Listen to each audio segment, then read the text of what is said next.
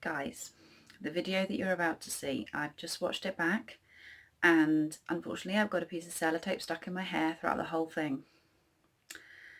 Stephen did pick the sellotape off me when I came back in from filming and I just kind of assumed that it was at the back and no one would see, but it's not. It's right at the front. So, well, it's to the side actually, so you just see it and then you don't, and then you see it and then you don't. So I hope it's not too distracting, but I'm not filming it again, so enjoy it, sellotape and all. Hi, I'm Charlotte and this is Time Mama Tries to Read, and I'm going to do something I don't usually do, which is a readathon. I do one a year, typically of October, and I did do loads in the first year, or at least I tried, but I'm not very good at sticking with TBRs, so I don't know what it is that's just made me feel like I want to do the Springathon. I think the prompts are really good, so the concept is really good. Also, being at home a lot kind of makes me feel like I need to be doing more content and getting a little bit more involved. I see loads of booktubers doing so many things within the community and I get really jealous because I just feel massively like I don't have the time or maybe the energy to commit to things the way they can. But then I look at their lives and they've got way more on than me, so I think it might be a mental block on my part, which I intend to resolve. So let's just crack on. I'm going to do all of these prompts in the wrong order because I haven't actually got them in front of me, but they're really good, and I'm going to link the channels below that are hosting the readathon. So let's start with I'm going to do Lost Dog, a love story by Kate Spicer. So one of the prompts was that the book needed to have an animal on the front or be about an animal. So this was my kind of take on that. So this is about a woman who adopted a dog, middle-aged woman. She adopts a lurcher called Wolfie, and the dog ends up sort of saving her mentally, but then the dog disappears and she hits the streets of London to find him. As she trudges, endlessly calling his name in the hopeless hope she may find him, she runs into other people's landscapes and lives, finding allies among psychics and mysterious midnight joggers. Trying to find her dog tests her relationship and her sanity to its limits and gets her thinking about life and why things have turned out as they have for her. So I just think it's actually quite long. The print's quite small. It's slightly over 250 pages, but I don't know much about Kate Spicer. She's a lifestyle journalist, there we go, and she's made 3 acclaimed documentaries. So yeah, I think that this will be a good one. The other one was it was Bird was the prompt. And this actually counts for 2 of the prompts, really. This is The Salt Path by Raynor Winn. Probably one of the last people left alive that hasn't read this book. My mum and dad were just completely obsessed with it and said it was pretty much their book of the year last year. I am buddy reading this as well, so it's another thing I'm not very good at, TBRs and buddy reads, but I'm reading with my faithful companions that have done this with me many times before and know how lame I am at it.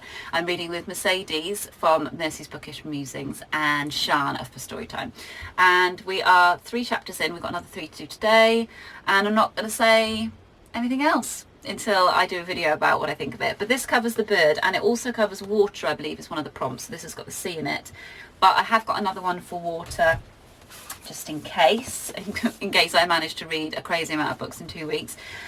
So the other book I've got is I think it's Marram, could be Marram, I'm not sure. Memories of Sea and... Oh, that's my phone going off because I haven't put it on silent. Memories of Sea and Spider Silk by Leonie Charlton. This I got from Mel of Mel's Bookland Adventure. She was really kind and passed this on to me, and she loved it, and she knows how much I love islands and things like that, so I think this is the book that's right up my street, and I want to get on to it because I want to pass it on again in that same spirit. So this covers the sea prompt if I get round to doing that. And then I've got, this is the travel one, yeah. This is called Hiraeth, Our Longing for Belonging by Helen Isles, and this was another gift, lucky me. This was sent to me by my lovely friend Fliss, who has a great design, I guess it's a company. She designs amazing pictures and that's my phone, that's Voxer. That's probably Shan saying that she has read some of The Salt Path. I'm going to put you on silent, Shan. She's off again. Is it her? It's Mercedes. We just jabber. Okay, back to being semi-professional. This was sent to me by my lovely friend Fliss, who has a design arty company called Wagstaff Designs, and I'll link them as well because they do these really cool feminist postcards and stuff like that. And she sent me this because she just saw it in a bookshop, read it, and said it was right up my street. It's set really local to me, and it's about a woman's sort of journey. I mean, the tagline is how we know how to travel, but do we know how to come home? The word Hiraeth, by the way, is a word that when you live in Wales, you can't seem to get away from. It's become almost a little bit trite in its usage. It's meant to be untranslatable, but it just doesn't have a direct translation. It's totally translatable, and it does mean longing for place or longing for home. It's sort of missing something, but you can feel Hiraeth when you're already there. Yeah.